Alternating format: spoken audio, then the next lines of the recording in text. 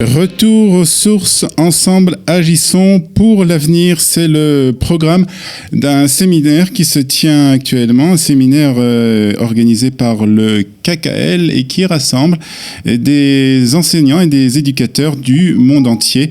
Et pour en parler ce matin, nous sommes heureux d'être en ligne avec Finot Edric, qui est le directeur du bureau du KKL à Paris. Bonjour Finot. Bonjour, bonjour. Merci d'être avec nous ce matin. Alors, je crois que on vous trouve là actuellement, si je me trompe pas, selon en tout cas le programme que j'ai entre les mains, au kibbutz Gesher. Genossar, et après on est en route vers Gesher, exactement. Alors vous allez en route pour Gesher, donc un kibbutz aussi du nord du pays. Alors vous vous trouvez avec, je crois, une cinquantaine d'éducateurs et d'enseignants, en tout cas ce sont des enseignants français, mais il y a beaucoup plus de participants à ce séminaire. Donc pour un séminaire sur le terme du retour aux sources et comment agir pour l'avenir. Alors d'abord, ce qui est étonnant, c'est qu'on connaît le KKL, on sait que le KKL fait beaucoup d'actions en Israël, que ce soit bien entendu planter des arbres, plus de 245 millions d'arbres qui ont été plantés depuis la création du KKL en 1901. Ce sont aussi des parcs, ce sont des espaces verts, ce sont des réserves d'eau, mais on connaît un peu moins l'action du KKL pour l'éducation, on va dire, dans le monde entier. Je vais vous donner un scoop. Très bien. Je crois le scoop est le suivant, c'est que vous savez, avec la création de l'État d'Israël, il fallait créer tous les ministères, le ministère de la Santé, etc. Il y a un seul ministère où on n'avait pas besoin de créer, c'était le ministère de l'Éducation nationale. Et pourquoi ? Parce que en 1912, il a existé ce qu'on appelle les enseignants. Le syndicat des enseignants du KKL. Et ceux qui ont rédigé tous les manuels en hébreu, tous les manuels d'enseignement des langues, etc., et qui ont travaillé en coopération dans tout ce qu'on appelle l'État d'Israël en devenir. Donc le jour de la création de l'État d'Israël, le ministère de l'Éducation était déjà prêt avec le syndicat des étudiants du KKL. C'est-à-dire que l'éducation, des enseignants du KKL. C'est-à-dire que l'éducation au KKL, il y a d'ailleurs un département de l'éducation très important au KKL et est une partie très importante. Alors, est-ce que vous pouvez nous décrire quelles sont les missions de ce département de l'éducation, puisque c'est une éducation surtout, bien entendu, qui en Israël, mais aussi, et ça c'est beaucoup plus important, dans le monde entier. C'est-à-dire que le KKL est en contact avec des écoles, des enseignants, à travers le monde. Je vais essayer de vous le rédiger en un mot. Oui. Nous essayons d'arriver à chaque jeune juif de par le monde pour essayer de le connecter, qu'il reste et qu'il continue à le demeurer avec un lien, du plus petit lien jusqu'au grand lien avec l'État d'Israël. Comme nous l'avons fait à l'époque avec la petite boîte bleue, la pièce, aujourd'hui c'est avec quelles sont les méthodes qu'on doit utiliser dans le cadre de l'enseignement de l'éducation nationale en France ou en Amérique ou partout pour qu'un jeune juif puisse garder ce lien avec la terre d'Israël. Alors, voilà un peu le thème, notre objectif. Alors c'est une centaine d'enseignants, d'éducateurs qui sont réunis pour un séminaire ici en Israël qui a débuté déjà depuis quelques jours et qui va continuer jusqu'à dimanche prochain. Et donc le but c'est justement de parler des nouvelles méthodes pour que, comme vous l'avez dit, que chaque juif à travers le monde reste connecté avec l'État d'Israël. Alors, en discutant avec ces enseignants, en discutant avec ces éducateurs, quels sont les défis qu'ils doivent aujourd'hui relever à travers le monde ? Je crois que pas seulement dans le monde de l'éducation aujourd'hui est inondé de technologie et on se pose la question, est-ce qu'avec les nouvelles formules technologiques, est-ce qu'on réussira à garder ce lien qui est un lien intime, humain, personnalisé avec Alors on essaie vous avez une de réponse ? mettre en place des Est-ce que vous avez une réponse ?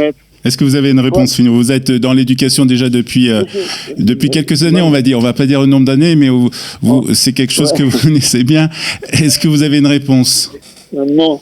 Moi, je préfère continuer à m'interroger. Je n'ai pas de réponse. Il existe plusieurs réponses et je m'interroge toujours et je remets en question la dernière méthode qui a été mise en place. En tous les cas, quand je vois devant moi des directeurs qui ont 20 ans, 10 ans et 15 ans d'ancienneté, chacun a présenté une espèce de méthode. Il y en a un qui a essayé de transmettre l'amour, l'attachement à Israël par la prière. Il y a ceux qui ont essayé dans leur école de transmettre par le voyage en Israël, l'excursion dans la Galilée, dans le Negev. Il y a ceux qui ont essayé par l'hébreu, par la langue hébraïque.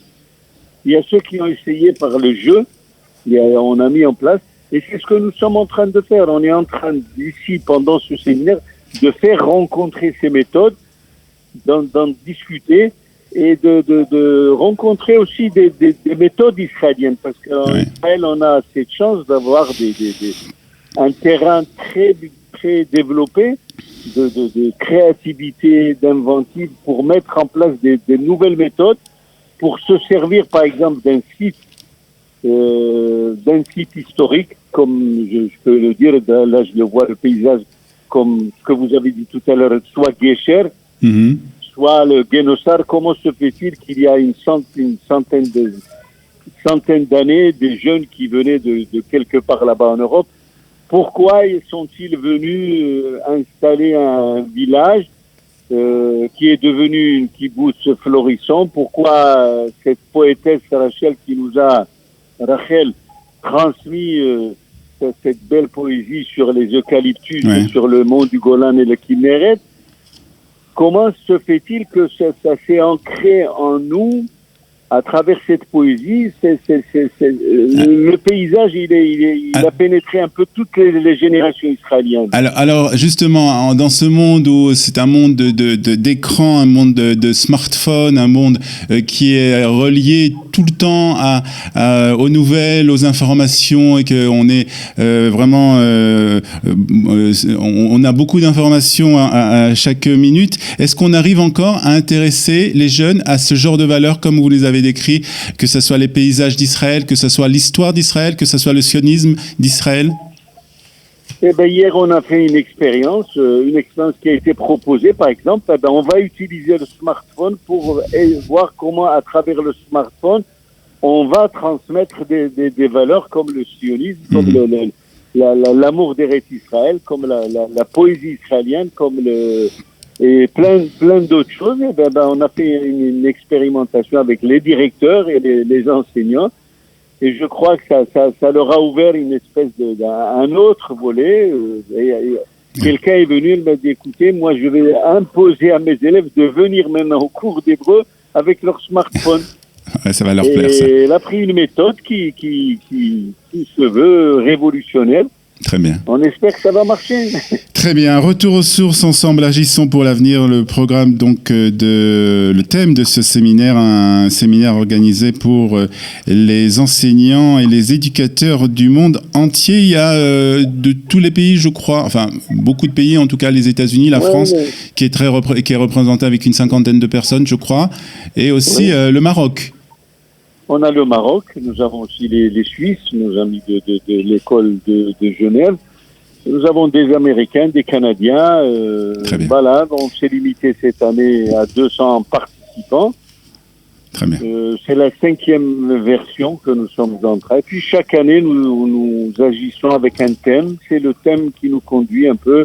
Cette année, ce sont les méthodes. Est-ce qu'il faut revenir aux sources des méthodes pédagogiques? Est-ce qu'il faut revenir, c'est le retour aux sources du renouveau juif en Galilée, retour aux sources du renouveau juif, parce que nous sommes quand même dans une région où Patela, Tibériade, Tzipori, la Mishnah, le Talmud, la poésie de Rachel, de Gania, etc. Voilà. On va vous souhaiter, Finot, une bonne journée, une bonne continuation donc de ce séminaire, et on va vous remercier aussi d'avoir été ce matin avec nous sur Studio Kalita pour nous parler donc de ce grand séminaire organisé par le KKL. Bonne journée, merci beaucoup. Merci.